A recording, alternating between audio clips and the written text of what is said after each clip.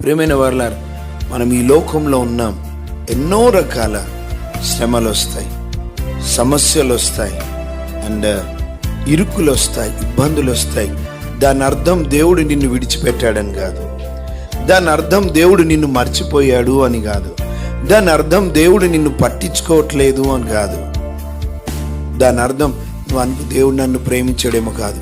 దేవుడు ఈ కుటుంబాన్ని చాలా ప్రేమించాడు యేసయ్య.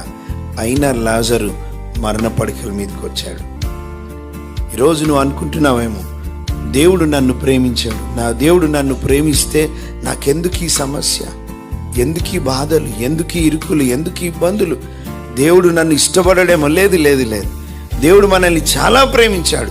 ఎట్లా చెప్తావు అని అంతగా ప్రేమించాడంటే, మనం ఇంకనూ పాపులమై ఉండగానే మన కొరకు సిలువలో తన ప్రాణాన్ని పెట్టి రుజువుపరిచాడు ప్రభు మనల్ని ప్రేమిస్తున్నాడని. హల్లెలూయా.